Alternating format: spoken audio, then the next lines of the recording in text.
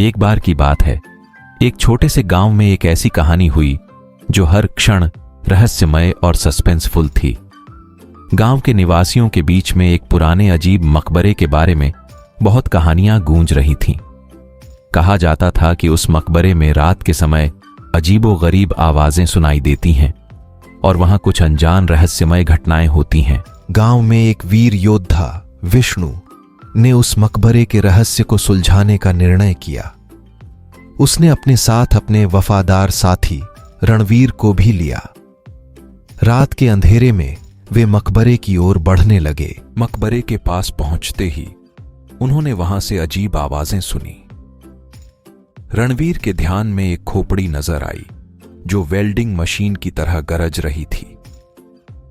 विष्णु ने ध्यान दिया और देखा कि वहां एक बड़ा पत्थर रखा गया है जो कुछ भी चुनौतीपूर्ण नहीं लग रहा था। बहुत अजीब आवाजें आ रही हैं। हमें यहाँ के रहस्य को समझने के लिए आगे बढ़ना होगा। गुफा में वे एक बड़ी पुरानी पुस्तक के समीप पहुंचे जो जमीन में छिपी हुई थी। रणवीर ने पुस्तक को उठाया और उसे खोला। पुस्तक के पेजों पर एक पुरानी कहानी लिखी हुई थी जो मकबरे के रहस्य को खोलने का राज था।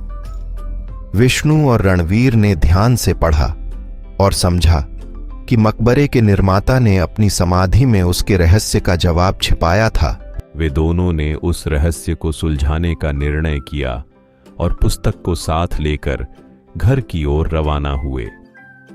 उन्होंने उस रहस्य को सुलझाने में सफलता प्राप्त की और गांव के लोगों को उस मकबरे के रहस्य का समाधान प्राप्त हो गया।